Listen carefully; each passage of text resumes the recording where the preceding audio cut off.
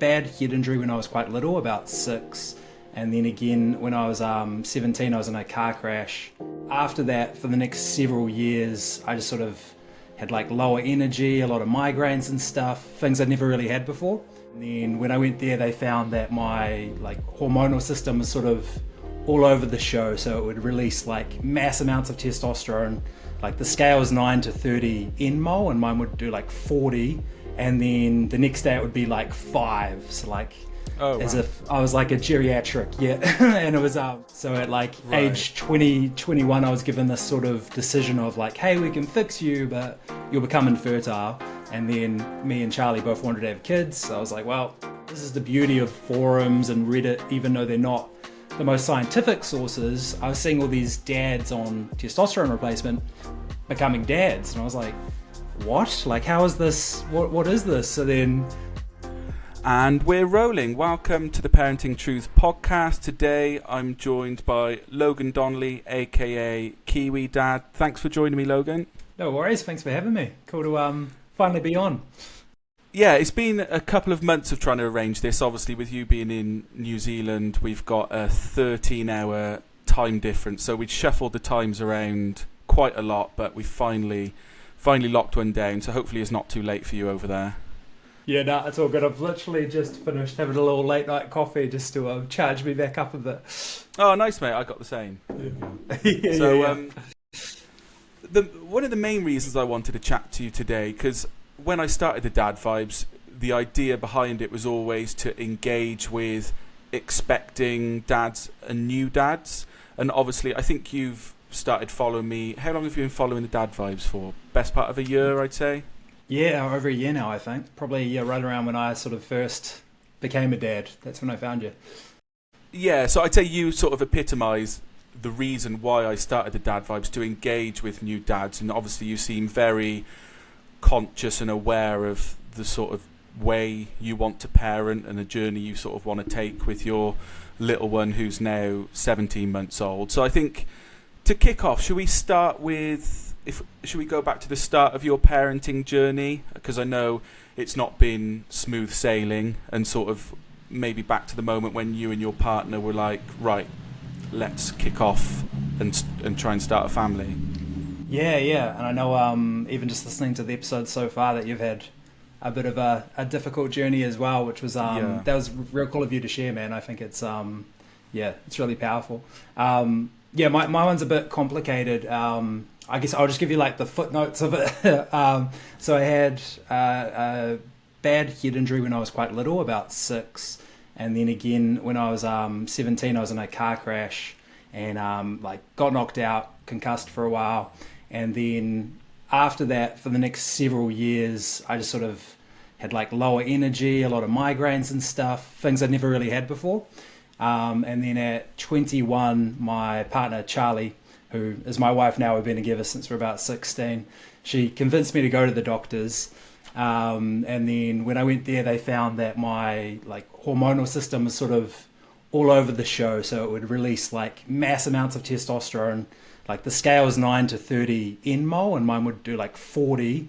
And then the next day it would be like 5. So like, as if I was like a geriatric, and it was kind of steadily going down. Long journey from that of MRIs and things like that, where they found my pituitary gland was pressed down, and so they think that was the cause of the hormonal fluctuations.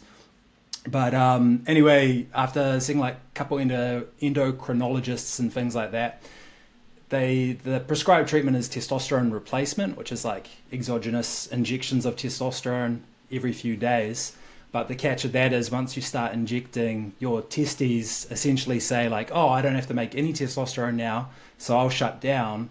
And if they shut down, they don't make sperm. So at like age 20, 21, I was given this sort of decision of like, hey, we can fix you, but you'll become infertile. And then me and Charlie both wanted to have kids. So I was like, well, I can't do that. But that kind of, it made things quite serious quite early on, you know. So fertility was like something I was aware of straight away. Forced you to have those thoughts very early on and make those decisions. Yeah. And so I ended up just trying to see if I could like eat really well. Like I went keto back before keto was really a thing because that was meant to help. Cut out all my sugars, take zinc and all sorts of vitamins, and it didn't really work. The fluctuations kept happening, and then I'd have bloods every 3 months, and it was just a steady decline. So rather than the highs I was getting, it was just getting lower and lower until by 24 I was pretty much consistently at like a 9, which is like a 75-year-old man. And then I was starting to just get like really low, depressed, no libido, no drive for life or anything. And it was like, okay, I've got to do something. So then, sorry, again, it's a bit of a long story, but I'll try and condense it. That's okay. But so sweet. So then went in, followed it up, another long process, but froze my swimmers so that we had like an insurance plan, and then went on the testosterone replacement, and then kind of accepted that I would be infertile. And then within 3 months, my sperm count was 0, no live sperm detected. So it did exactly what they said it would do. So that was a real bummer and quite a hard thing of like, oh, we're going to have like IVF or IUI to be able to have a baby. So it was quite a lot. But then... And how old were you at this point? How old were you at that point? 24 at this point, so still pretty young for this sort of stuff. Yeah, and even like going on the testosterone replacement, that was like its own thing, because then like suddenly I have testosterone and there's a whole brain shift with that. But yeah, then I sort of got quite almost obsessive of learning all about hormones and fertility, and then seeing that like in America they prescribe HCG, human chorionic gonadotropin, that in New Zealand, Australia and UK actually they give that to women, but they don't really give it to men for fertility. But in America they do it because it tells the testes to make sperm. I was like, why are they giving it in America? And this is the beauty of forums and Reddit, even though they're not the most scientific sources. I was seeing all these dads on testosterone replacement becoming dads. And I was like, what? Like, how is this? What is this? So then that started a huge journey of getting all these different research papers. And I went to like multiple urologists, endocrinologists in New Zealand, and there's not many, just to be like, hey, there's this drug we have in New Zealand. I know it's only like prescribed for women, but here's all this evidence saying that it can work for men. And I got shut down over and over again until eventually one guy was like, yeah, well, we'll just see what happens. If we monitor your bloods all the time and you pay for all the treatment, we'll try it out. And so I managed to convince him. So I think I was like the first person in New Zealand as a man to get this drug. Wow. Yeah, so it's pretty intense. And then, even then, I was like, I wasn't sure if it was going to work, because it was sort of, it's a bit of, like, there's some science saying it does, others saying maybe, like, it was a bit, hit or miss. The plan was to go on HCG for 12 months while staying on my testosterone replacement. And then if that didn't work, I was going to drop the testosterone and just do HCG, which then would get my fertility back, but I'd be right back to having no testosterone and feeling miserable. So that was sort of like a less than ideal situation. But then, so I started the HCG, but it does this. So like HCG is, I'll do a quick science lesson. It mimics luteinizing hormone, and HCG is actually what is tested in a pregnancy test. Like when a woman weighs on a pregnancy test and it's positive, it's detecting the HCG I was in going the to urine. say that, because it escalates very quick, doesn't it? And it doubles and doubles into the tens of thousands. Like every 12 hours. Exactly. And HCG is actually extracted from pregnant woman's urine. So it costs quite a bit of money because it's like a live product. Right. So that luteinizing hormone, if you give it to a man, it goes down to the testes and it tells them, hey, you need to turn back on. It's the signal your brain would normally give you. And so that's great because it makes spermatogenesis. But the downside is, because it's not real luteinizing hormone, when it's done its job, it aromatizes, which means it turns into estrogen. So it does its job, and then it turns into estrogen, and then you've got a bunch of estrogen floating around in your system. So this treatment was like every 2 days I had to subcutaneous in the stomach inject this HCG. But then after like a couple of weeks, I was all puffy and super emotional, like PMS symptoms. Because I was a teacher at the time, and like I remember the kids would say, like, "You suck, Mr. Donnelly," or something like that, as kids do. I taught intermediate, like year 7, year 8. But yeah, I remember they'd say something like that, and it would just like, it would hit me right in the feels, or like, I don't know, something would go wrong, and I would just feel like blind rage, like, oh, I'm so angry. I just had no regulation. And I remember saying to Charlie, like, I don't know if I can do this. Like, I can't handle this constant flux state. And yeah, at like 2 months in, nothing had happened sperm-wise as well. So I was like, oh, is it actually going to happen? But then at about 3-ish months, there was 1 million sperm, which is still like, so the range for sperm is like 50 million to 300 million. And like for a young, healthy male, you're probably around 200 to 300 million. And I had 1 million. So I'm still like super infertile, but they're back. So that was super encouraging. And that was like, okay, let's like increase the dose. And my urologist was happy to see it too. So then we upped the dose, and then I guess my body just sort of got used to it because the side effects weren't nearly as bad. And then only at maybe 5-ish months, Char showed me this positive pregnancy test, and we're like, what? Like, I can't believe it. It was just sort of, probably the downside in reflection is for both of us, because we were doing it this sort of medical way.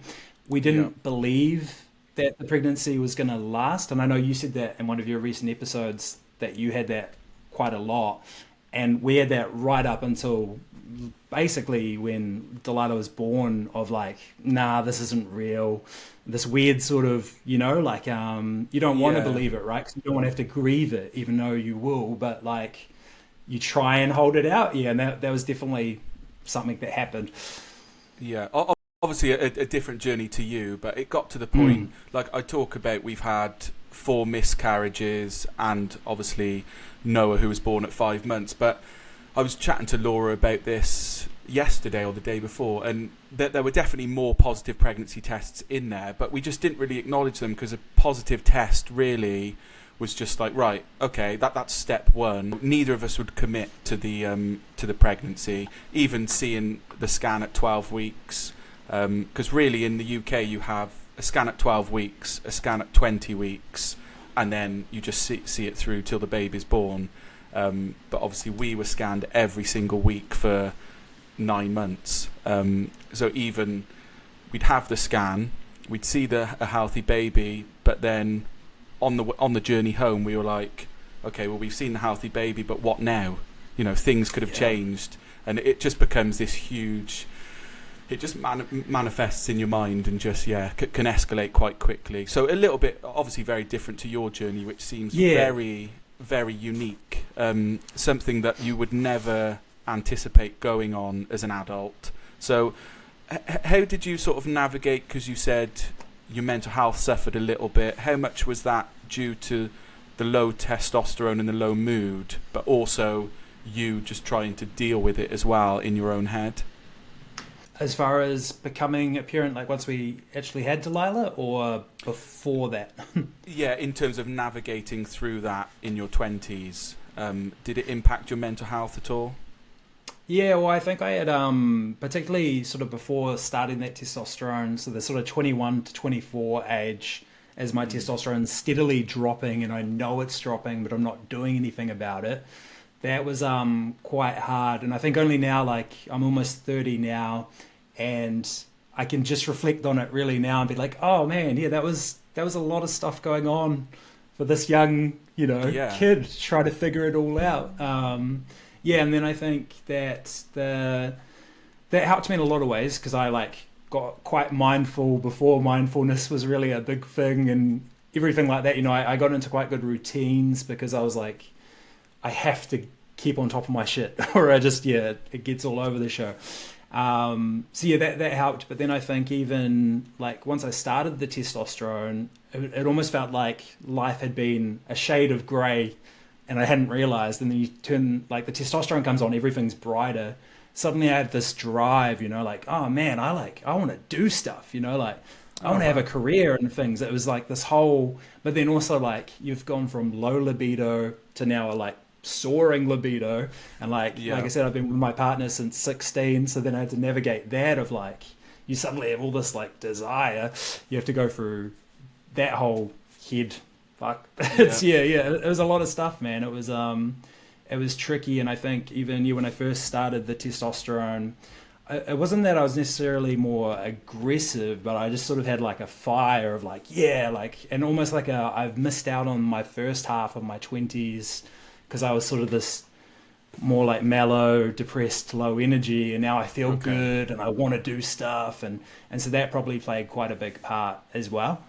Yeah. So you're the same person, but now you're this like supercharged version of yourself, ready to rock and roll and experience you're almost life. like, you don't know who you are when you first start, and like there's like a honeymoon period too, right? Where like, because my levels were so low, like say if you were to go on testosterone, it probably wouldn't be, you might feel slightly better because if you're normal and then you go up to the higher levels, you might do better in the gym or have a bit more energy, but it wouldn't be significant. Because I was so low, it was just like euphoric almost, like once it finally started to all click into place, I just felt great. And yes, that was quite a transition and probably not like the easiest one to navigate, Going back to that positive pregnancy test, what happened from that point then? So you were unsure whether you could really commit to that positive test. So how did that play out from the moment you saw the positive lines?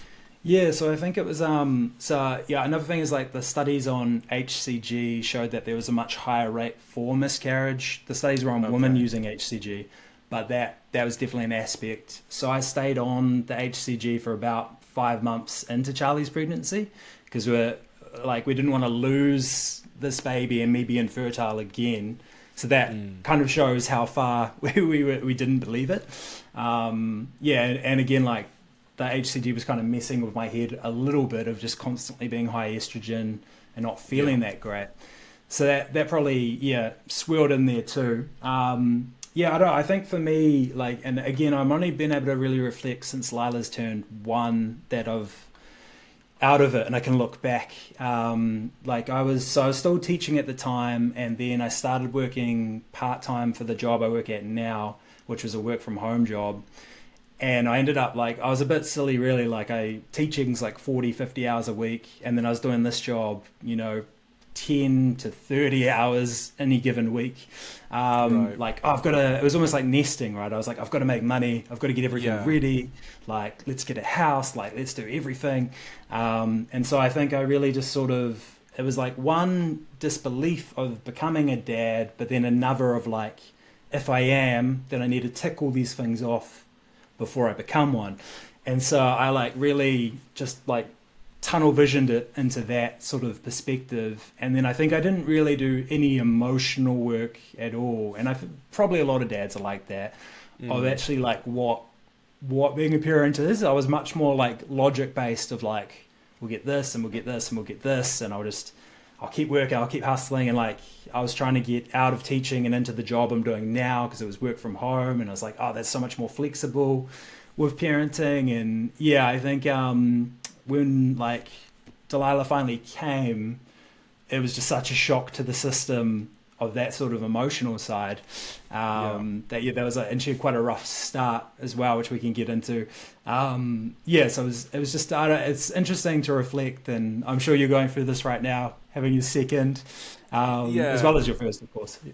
It's interesting what you say about dads being logical, because a couple of episodes ago I spoke to a guy called Kieran from a support service in the UK called Dad Matters. So they support dads through the perinatal period, and he says what they find is the struggles that dads have in the lead up to pregnancy and shortly after are all very logical based. And he gave me an example of a guy who broke down in tears at one group because the baby was going to be born, but the extension on his house wasn't ready. And obviously to anyone looking in, that could be very trivial, but when they dived in a little bit deeper, the reason was obviously he didn't want a new baby coming into like a disruptive house. He wanted to have paternity leave with the baby, but now he was going to have to project manage this extension, and he was very logical and matter of fact. And Kieran gave a few examples of that, and the fact that almost always dad's challenges through the perinatal period are logical, like you say, and I guess it doesn't give them time to immerse themselves in the pregnancy and get sort of emotionally adjusted, ready for the birth. Because I remember with Luca, I was just tunnel visioning through to when he was like 4 or 5 years old. So when I was picturing being a dad, I didn't really think about being the dad of a baby or a 1-year-old. Such a good point. Yeah, changing nappies, the sleepless nights. I was picturing running around the park, playing football, riding a bike. Totally. I remember, like, me, for my mental image, it was like play fights, right? Like tickle fight or something. That was what I was thinking of. And I hadn't really experienced like newborns much. Like, we're the first in our friend group to become parents. You know, I've seen babies, but I hadn't really had much experience in that way. And like, my family hasn't had kids, neither has Charlie's, like my sister and stuff. So yeah, I think we just went in completely blind. And yeah, that's such a good point, because I was picturing maybe like a 2 or 3 year old and didn't realize quite how long it takes to get there. Yeah, and there's so much joy and to be had during the newborn stage, which is why I'm quite passionate on the dad vibes, you know, sharing newborn content and encouraging dads to get involved with their newborns. Because certainly when I became a dad, I remember one of my friends, I think I shared about it, telling me there wasn't much I could do during the baby stage, that you need to wait till they find their feet, until they're walking, till you can really get involved. And he was very hands off, and that's probably the worst advice you can ever give a dad, because just having that one-on-one time, putting yourself in situations where you need to think on your feet away from really does force you to, you know, get comfortable with the baby, and it helps with that bond and connection, which isn't always there immediately. And you know, it takes work, doesn't it, to form a bond with your baby. So just by doing things like baby wearing around the house, keeping them close, trying to carve out, even if it's 5-10 minutes of alone one-on-one time with a baby, all of this helps, I think, with dads getting comfortable with their baby, which can lead to that bond and connection. Yeah, because I think that's like I've talked about this on my KiwiDad thing, of like how, you know, women have the whole pregnancy to transition into the idea of becoming a parent and motherhood, where for dads it's basically when baby is born, it's not a soft launch, you're in, you know. And then it is hard too, because like if your partner's breastfeeding, like mine was, and she didn't want to use bottles because of what's it called, mastitis. There's a problem with that. But yeah, so you kind of like, what do I do? Where do I fit? Right? You're trying to figure out how you can support in the right way. And like what you said about the baby bond thing, that was a huge one for me, where I'm quite like an emotional guy, quite a sort of lovey guy. And so I was like, oh, yeah, I'm going to love my baby immediately. And then it probably took me like 6 months, man, to really bond. And that was so hard for me, of like, you know, this guilt of like, am I a bad person? Is this not actually like, I thought I wanted this, but maybe I didn't want this. Like, you know, you go through so many sort of negative thought spirals about it. And that actually holds you back from bonding too, right? Because you're like, why am I not feeling this like huge love everybody talks about when you're interacting with your baby, rather than just interacting and enjoying them? It's all the subtext, you know. So I think it's a good point that you say that, like, just spend the time, get involved. Yeah, you just need to focus on the end goal. That bond and connection will come, and I think if dads are just more aware that it's okay if that bond and connection isn't there immediately, just stay focused on meeting their needs. I've talked a bit on the podcast before about serve and return with babies, where, you know, they try and catch your gaze, or they give you some form of engagement. So just stick with them and return that, whether it's through touch or through eye contact, and you'll start to see them in a completely different light when they start tracking you, looking for you around the room, giving you a smile, laughing. Because Mia's 5 months old now, and we've been on a journey because we had 4.5 years with Luca. So it was very much... Yeah, actually, I'm wondering that, because that's such a big gap, right? Like, you would have fully adjusted to one child parenting life, and now you're right back to that beginning stage again. I remember you said, I think in your first episode, that it was actually more of a struggle than you had anticipated.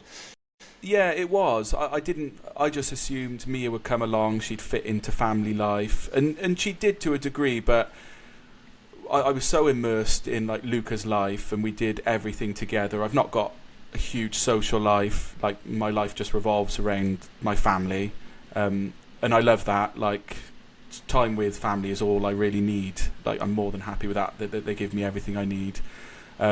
So yeah, just immediately I was just hit around the head with life is changing. So I just had to realign my expectations. Just acknowledge, sort of let go that, you know, that one-on-one time with Luca won't be as frequent as it was. Obviously working with him through the fact that now he's got to just be a bit more patient. The fact that we've got a baby that often cries when they need something. But now, fast forward 5 months, it's as if Mia's always been here. It's the new normal, and I couldn't imagine life without her. And we're about to enter in, when she's ready, like the weaning phase, and then within 6 to 8 months she'll hopefully be finding her feet, and then we enter into the toddler years. So we've got all the good stuff to come, but definitely the 4th trimester with babies is tough for anyone, I think, whether it's your first, second, third, whatever the age gap. I think all you need to do is just be responsive to their needs 24/7, so it can be challenging. Yeah. I think that managing expectations thing is such a good point that I've reflected on quite a bit, where I think that's where a lot of my struggle came from, was trying to I was such a routine person of I go to the gym in the morning and stuff like that, and that's how I keep my mental health good. And then when all that stuff has to be pushed all the time, I would get resistant to it, right? I'd be but that's what keeps me grounded, and that'll make me a good dad and partner, by going to the gym. I need this, and then that creates this friction. And if I had have just gone with the flow a bit more and been oh well, all good, I'll get to the gym eventually, maybe for the next 3 to 6 months, I just drop that for a while, it's all good. Those things do become quite stressful. So even something like, if I wake up and I'm right, I need to mow the lawn today, and I'm adamant that I'm going to mow the lawn. Is a good point. But Luca's vying for my attention, but still I push on and try and mow the lawn. He's trying to get involved, and obviously it's a petrol mower, so it's a little bit dangerous, and it just all becomes super stressful. Whereas if I'm just I can just mow the lawn tomorrow, or mow the lawn when he's at school, then it just saves all of this stress. And obviously that's on us as parents, isn't it? And I've got, we moved into a new house last August, so I've got a list as long as my arm of things that need doing, and more often than not they're just put to the back of the list over just spending time with the family, because I'll get to them. I'll clean the garage when I have time. The lawn will be mowed when I have time. So it's just prioritizing those. And that's it, is that it's not actually as important as you think it is. But at the time, the lawns are such a good point. Even I mowed the lawns yesterday for the first time in 3 weeks. It's been raining heaps, but it was like a jungle out there. But every time I went to do it, there was just something else, and I felt that even now that why can't I just go mow the lawns? And then again, it's is it actually important? Nah, who cares, man? It's not that big a deal. And a tip for people is just make a list of your odd jobs that you need to do around the house, and just when those little windows crop up, just start ticking them off. My neighbour looked at me really funny the other day because I had a window of 45 minutes. I was right, I'm going to mow the front lawn, but it was a little bit wet. It wasn't really optimal to mow the lawn, and he was looking over thinking, what is he doing? And I just wanted to go over to him and, look, mate, I work. I've got 2 kids. I have no time. That lawn's getting mowed. This is my window. Even though I just basically ripped it apart and it looks awful, but it's mowed. Yeah, now So, that's I've got like multiple notes of just different lists of things like, oh yeah, okay. there's something to do, and but then also I find sometimes I just need to not as well, like you'll have that window, an hour, whatever, and sometimes I'm like, nah, actually I'm pretty cooked.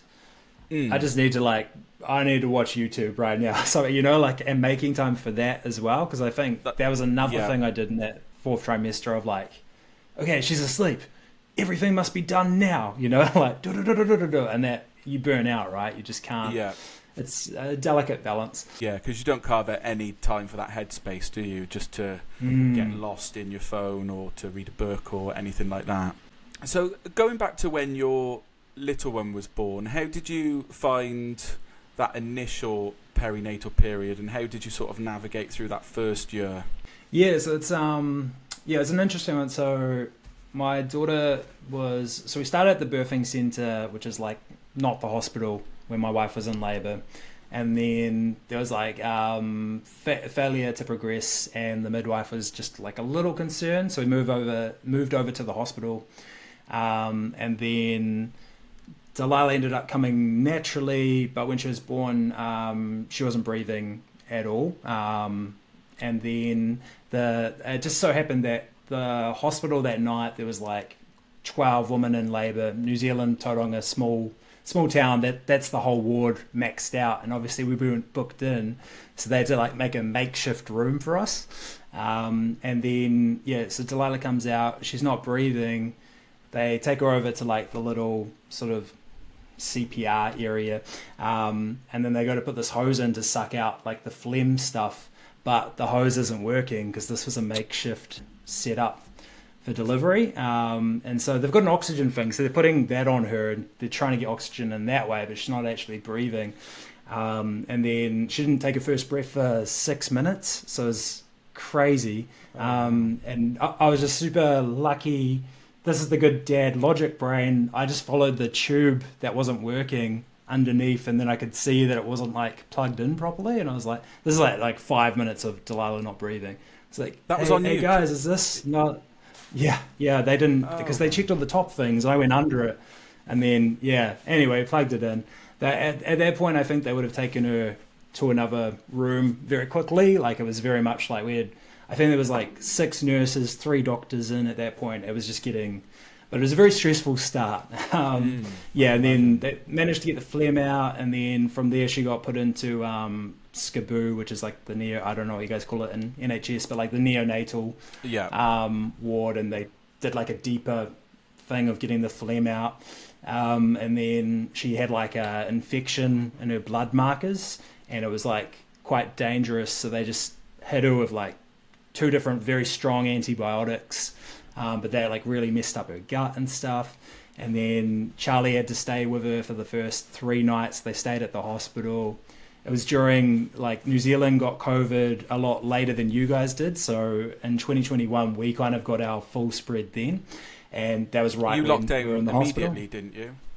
Did Yeah, you lock yeah. down? And when we got 1 case, and then we had, when you guys were going through it, we had 1 year of no COVID, everyone normal, and then when everyone else kind of got back to normal, COVID finally got us, and then we were going through this weird, kind of what you guys did, somewhat lockdown, somewhat not. And anyway, the problem of that was that you were only allowed 1 person in the hospital with you, that being me. You had to wear a mask the whole time, and at 7 p.m. you had to leave.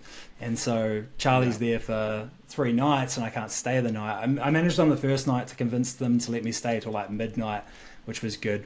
But so that was quite a rocky start of she's there on her own with Lila, 3 nights and trying to breastfeed, and Delilah's still having bloods done all the time to make sure she's okay. She's getting these antibiotics. Thankfully, breastfeeding actually worked pretty well. But then, from that, we're not sure if it's the antibiotics or what, but she got really bad reflux, one of the worst cases that some of the doctors had seen, and it lasted months. But I mean, she would fall asleep, she'd be fast asleep, she'd be lying down, you'd literally see her just poof, vomit would just come out of her mouth, projectile, and she'd just wake up. And that would be, she'd sleep for maybe 20, 30 minutes, vomit, screaming, keeps screaming until she passes out, vomits again. And so that was like pretty much our experience for the first, 3 to 4 months, and then trying like medications like we tried Gaviscon, that didn't work. I think it's called Gaviscon. Omeprazole, which does help because it makes the vomit really solid, so it can't come out. But she's still trying to vomit, but it's too solid, and then it makes you constipated. So then they wanted to put her on like some, stool softness stuff, and then we're like, okay, we don't want to get her on a bunch of meds.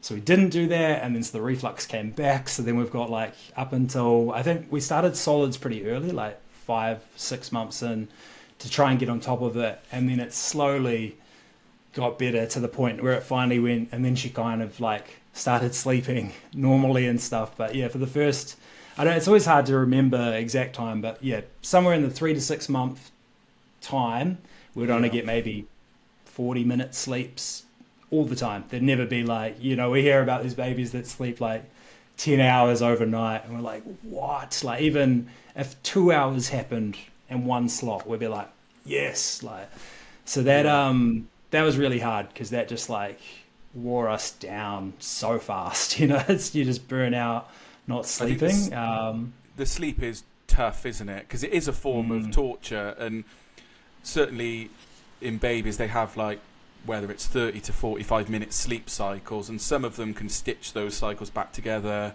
with little, intervention from an adult, but others, like Mia, was sleeping for long stretches. Now over the last couple of months, she literally every sleep cycle, so every 45 minutes, it's not a huge ordeal, because she just needs to be rocked slightly or popped on the boob, and then she's back to sleep. But it can be intense, especially when there's no end in sight. Yeah. No, totally. And I know, like, every time you hit one of those regressions, right, teething or whatever, like, we get flashbacks. We're like, oh no, like, is it happening again? And it's, if a couple of times it's been like a week of, like those sort of 45-minute to 1 hour ones where she wakes up, and like, I don't know if it's just because of the reflux time or what, but when Delilah wakes up, she's angry, and she's awake for like as long as she was asleep. Particularly the 4th trimester time is like kind of shrouded in almost like a bit of misery, to be honest, of just this like, we were just ruined, and our mental health both just went, it was, it wasn't the best time. And what motivated you to start KiwiDad and start sharing content online? How old was Delilah when you kicked that off? I think she was 6 months when I started it, but I found like pages like yours around that 3 to 4 month time, because I was like I was getting pretty bad of like, I can't do this. What, like, oh my gosh, like what's going on? And then I started trying to find, you find like there's a lot of mum pages out there, and they're very much like, this is my experience of seeing them. They're quite like, everything's perfect, and being a parent's this fantastic, joyous thing every day. Or it's the flip side, and it's like kids, and it's like negative. But there isn't really a middle ground, and there was like no guys besides yourself, and maybe 1 or 2 others that were really talking. You were pretty much the only one actually talking about both sides of it, that, there's some rough as times. But I definitely think accounts need to provide that balance, especially when people share content around sort of respectful parenting, because when you talk about that sort of thing, I hate putting a label on parenting, so maybe I shouldn't have said respectful, but it's more, just being aware of the needs of your child. It can get a little bit much when there's no flip side, because obviously no parent's perfect. We're never going to be calm and present and responsive all of the time. So I try to find that balance, more so now than ever. I've got, 2 little ones, and I appreciate how challenging the newborn days are. So I try and provide a balance of content, I think. Hopefully it comes across. Yeah, no, you do a great job, man. It's I mean, that's exactly it. Was that there's just so little out there for that exact thing of the balance. And I mean, that's kind of what kicked me off. Was originally the cost of living and stuff's been terrible in UK as well, right? It's gone up heaps, I imagine. Yeah. So back when Delilah was sort of first born, then my wife didn't want to go back to work after her maternity leave ended, and so I was like frantically trying to come up with a budget to see if we could make it work. And then I sort of figured out all our expenses and different things to save.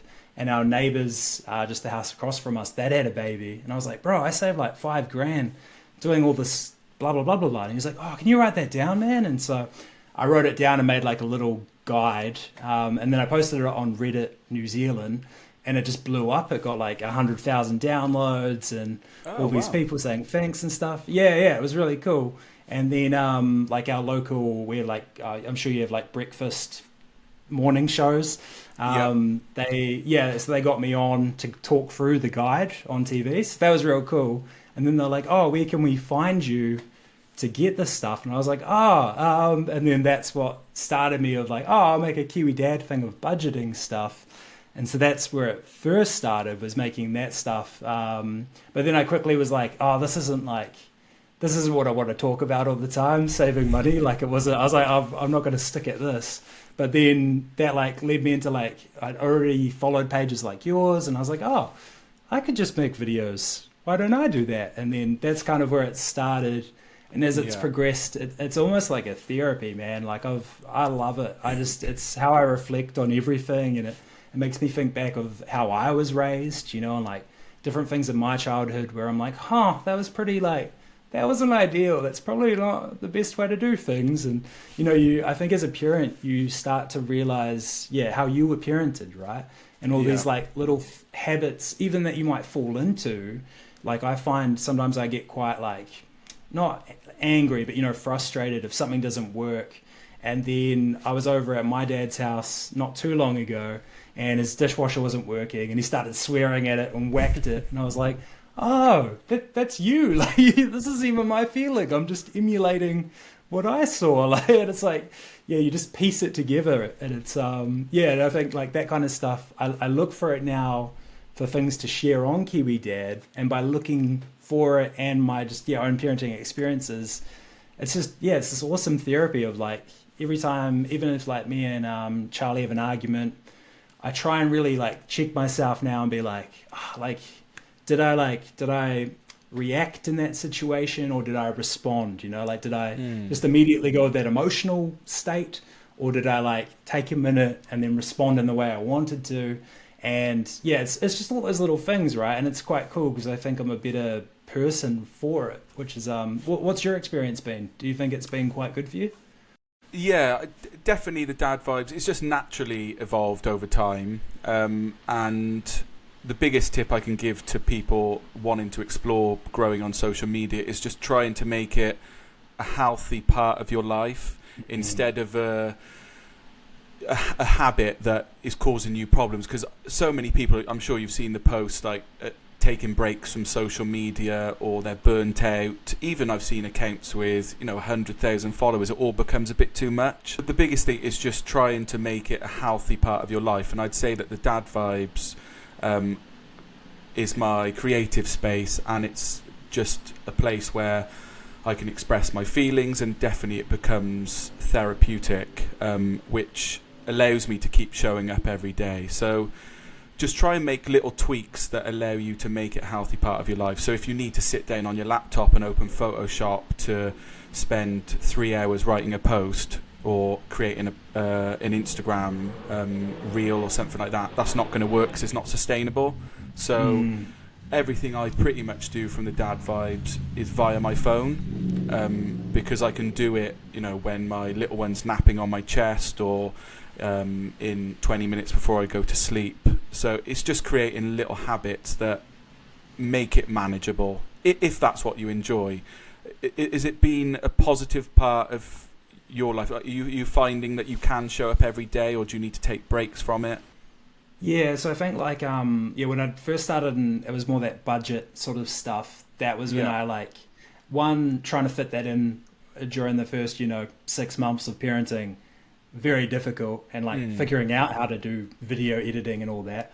And then I would find myself like late at night trying to edit a video and like not loving it, and then that was when I was like, okay, this isn't going to work because it has to be something I enjoy.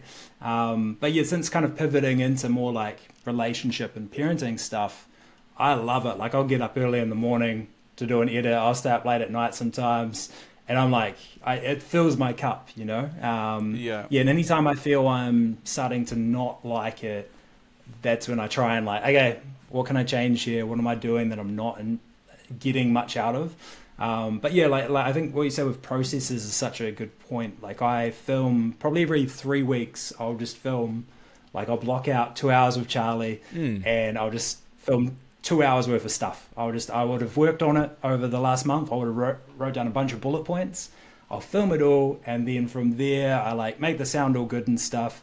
And then I've got CapCut on my phone, or I just have my computer, and I'll just like play away on a clip to the point where now I've got about 6 clips preloaded, so that if if that week is real busy or whatever, it's all good. I've got ones already ready, and then whenever I've got another time where I'm just like, yeah, I want to do some editing, I just make a bunch more, but that took a while. Like, I mean, I've been making stuff a year and a quarter now, something like that. And yeah, like it's just now that I've finally got it to a spot where I like don't feel this, oh, I've got to post something. It's all flowing along quite well. So yeah. I think you quickly become burnt out if you need to sit there and think what to post. And I've spoken to a few people that say, like they post, I don't know, 20 or 30 times and that's it. They say they've said everything they need to say. No one's engaged with it. I've spoken to no one. It's sort of game over. But you need to sort of look at content in isolation as like pieces of evergreen content. Like if you're starting an account, the post you make now, you can share or repurpose or rewrite 12 months down the line when you've got a much more engaged audience. And for me, obviously I share a lot of carousels, which are like 10 slides long. So it might take me 30 minutes to create that, but that isn't just one post. That carousel, individually, those slides will be shared over the course of the year. So I will also use that as maybe a script for a video.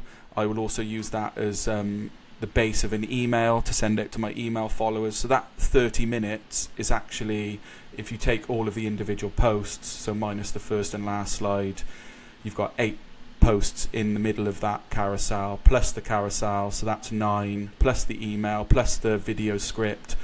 So you're looking at 12 pieces of content from one carousel. If I make 10 carousels, that's 120 pieces of content. Yeah, that's awesome.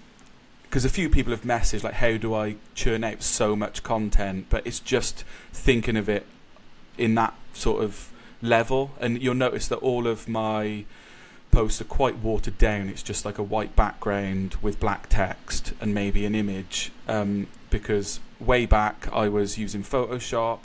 I was trying to get them all to sort of slide nicely from one slide to the other.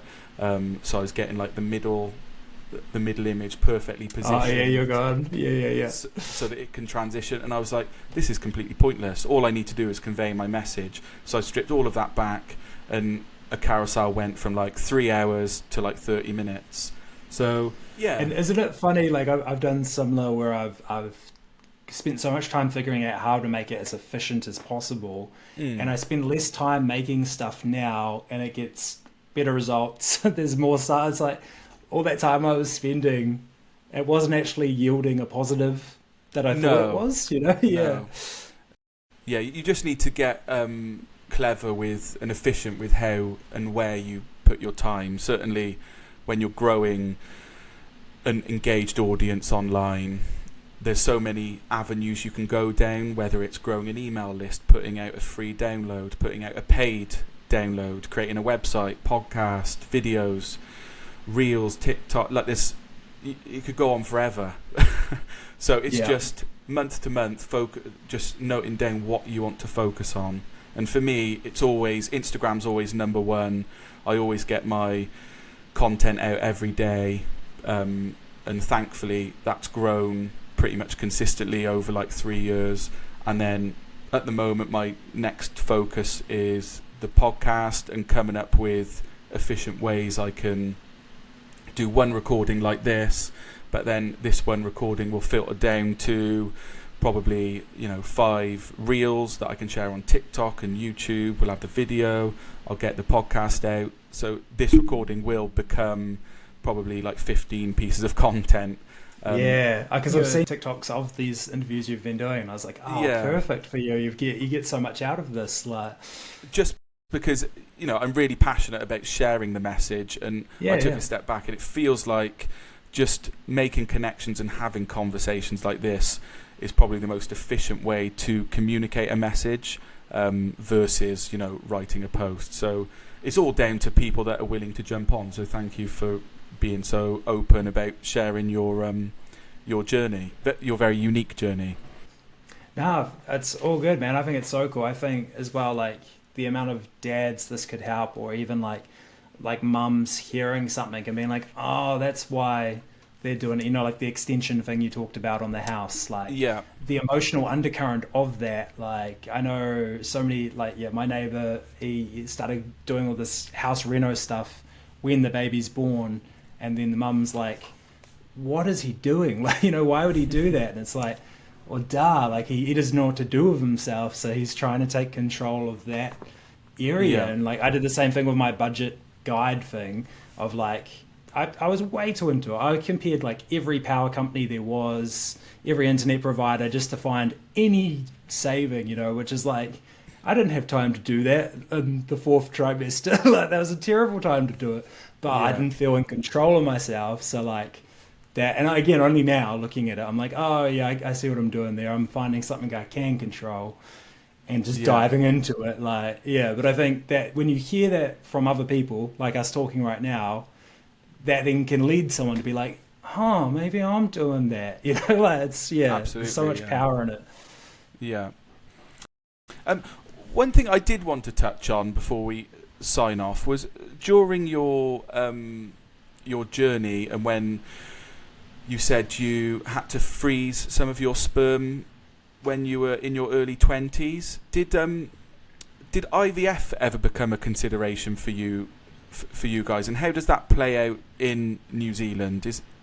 Is that on the? Do you have a National Health Service over there? Yeah. So ours is quite similar to yours. I think your guys is better. Like ours is, our hospitals and everything, it's all included. But you guys can get like operations and stuff, like elective ones. I think we have to pay for that privately most of the time.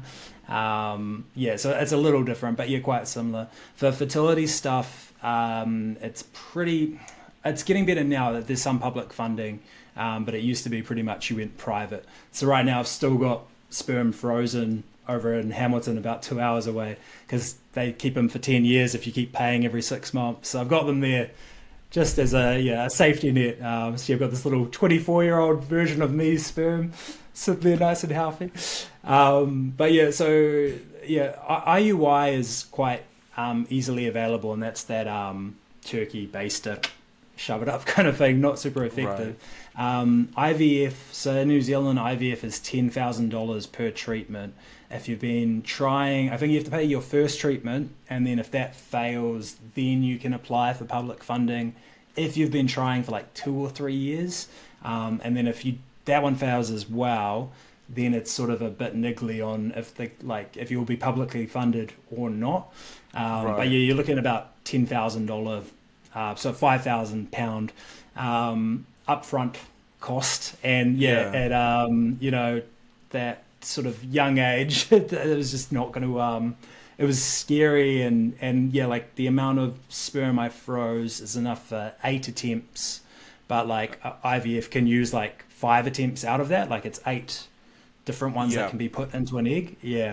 So we were kind of trying to avoid that as much as possible, as well as for like the invasiveness on Charlie having to go through that, because IVF is from everything I've heard. I mean, I haven't gone through it, but we looked into it quite a bit, and it's doesn't sound like a fun time. So we were trying every other avenue we could before that. So but then HCG that I used, they've stopped supplying it to Australia and New Zealand because America ran low because of COVID. So now we're going for a thing of future babies, what are we going to do? And so I'm currently, like, I've got an appointment in 3 weeks with Fertility Associates, the people I did it through, to try and find an alternative. There's another one that's more expensive, more powerful, but I'll have to go through this process again of trying to get it approved for use on me as a man. So it'll be that journey all over again. And can you lean on the same doctor or that you used before? Yeah, so the doctor I used before, he could get HCG, but because you can't get that anymore in New Zealand at all, he can't do it. So now I have to go through another consultant to get HMG, which is human, I can't remember, menopausal gonadotropin. Yeah, and that's like luteinizing hormone and follicle stimulating hormone, and it comes from like afterbirth and what's it called, umbilical cord cells, so it's even harder to get. But it works really. That one's like super effective, but that'll be its own thing. So the fertility journey is going to probably happen all over again, and we'll see how that all goes. But going back to the IVF, I think that there's some criteria in the UK. You can have it on the NHS for free, but I think you need to be under 40 and have been unsuccessful in like 2 years of trying, and then I think you get 3 rounds on the NHS. But privately, I think it's, I'm not 100%, between like £12,000 and £15,000 privately in the UK, which is, you know, a fair chunk of money if you're having multiple.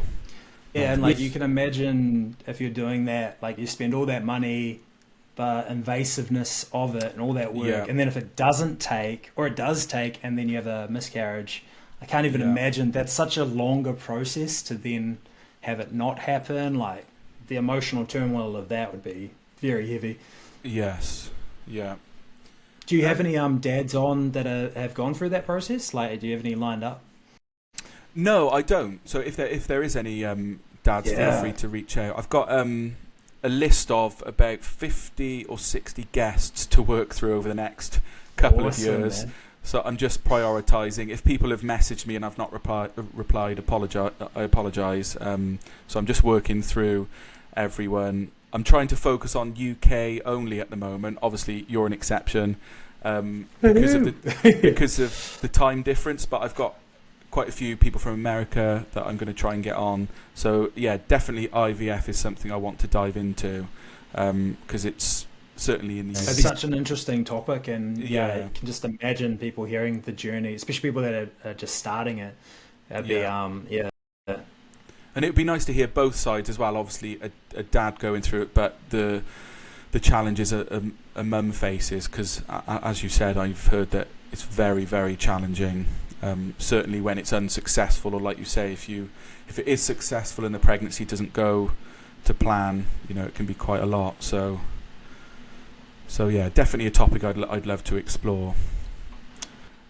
Before we sign off, I've got 3 quickfire questions that I'm asking all guests. So if you're ready to rock and roll, I'll fire them your way. Yeah, sure. So, knowing what you know now, what parenting advice would you give yourself before you became a parent? I don't think I would listen, to be honest, even if I had been able to tell myself. But I think honestly that the biggest one is that, like, just go with the flow. Be chill, man. Like, just don't try and control the uncontrollable. It doesn't have to be what you're picturing. Just take each like day, hour, minute at a time. And avoid fixed plans. That's probably a big one. Like if you told friends that you're going to meet them on Friday, or they can meet your child on Friday or whatever, and you said that on Monday, and then Thursday was an awful night, and then Friday's coming, and you're like, no, you got to clean the house, all that stuff. That's just, you don't need that stress, man. Just don't take it each day at a time, and don't fix any plans for like a good 6 months. Yeah, just immerse yourself in the bubble. And let people come and go. What's the one thing you feel you need to work on as a parent? Oh, one thing. It's so tricky, I guess it's probably it's that thing that I think everyone's got these days of just being present. because it's so easy to just get lost in your phone, right? And the amount of times I think I'm playing with Lila, and then, I'll get a message or something, and then I'll just like open up Instagram and have a little look. And then all of a sudden she'll reach over and like, try and get my attention. And I'm like, hey, 1 second. And they're like, oh, I'm doing this thing right now, the thing that I don't want to do, of like, my phone isn't important. What am I doing? But like, it's so, I think everyone's attention is so short now because of social media and things like that. Yeah. It's, you actually have to really actively practice being present. And like, I think too, with particularly like young kids, it's great now that Lila's getting a bit older, but in those early, 12 months, there's not that much to do. It's quite the same thing over and over. So it's actually hard to be present, right? Because it's like, it's kind of monotonous. Like, oh yeah, we're building the block again, whatever, whatever the thing is. And you can change that up by changing things up and doing different things. But it can be quite difficult to be present. So yeah, that's one that I'm always working on, and I don't think I'll nail it, but just being aware of it helps. Yeah, and I think I've removed my Apple Watch because I've realised that even when your phone's put aside, you get notifications to your watch. It's impossible to disconnect. And I've got the new iPhone, and I need to change the settings because there's a dimmed light on it now, so it never actually turns off. So even if it's in the corner, the screen's always on, but it's just dimmed. So naturally, your eyes are just drawn. Any notifications coming through. And it just feels like everything is wired just to draw you back to that technology. So yeah, it's definitely important to be consciously aware of that. I've put like all my social media apps in one place, and I've turned off all the notifications, so I have to click on it to open them up. And I've got like this rule that I have to write. I've got like a micro journal in my notes, and I have to write one sentence before I'm allowed to open any app. And normally by the time you write, like, I'm doing this right now, that's sometimes enough to break the cycle. And just going back quickly to what you said about attention span, I've noticed, so our little one is 5 now, so when we sit down and watch telly, sometimes I hand him the remote so he can pick what he wants to watch. And we've pretty much binned off YouTube because I noticed that he was watching something and then everything is sort of articulated to just get you to watch something else and watch something else. So I've noticed he will watch it for a few minutes and then he'd be scanning through, he'd click something else, and then he'd scan through and he'd click something else, and I'd be like, let's just sit down, watch telly, pick one show and just immerse in it, and we can watch that together. Because YouTube is very much, certainly for little ones, too much sometimes when they can't just sit there and watch something. So again, my fault as a parent, and it's on the parent to manage TV time and to keep an eye on that. But so man, that's like, you gotta do it sometimes though, right? Like on a rainy day, there's nothing to do.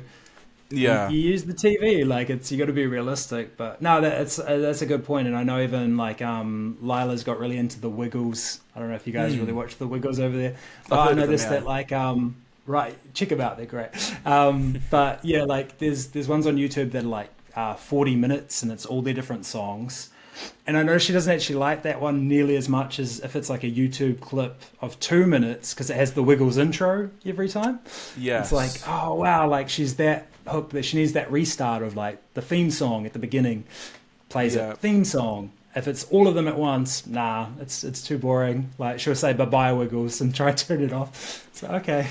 And even the content creators on YouTube that have got like tens of millions of followers, like, they're well aware of what they need to put in their videos to engage kids, and they're all very loud, quick fire, welcome to the show, we're going to do this, we're going to do that, and there's bright colours and there's things flying in and cut scenes, and it's just all too much. So certainly over the last month we've taken a step back from YouTube, and we'll watch something a bit more engaging, like that we can relax and watch, like a movie or Bluey or something like that isn't so... How good is Bluey?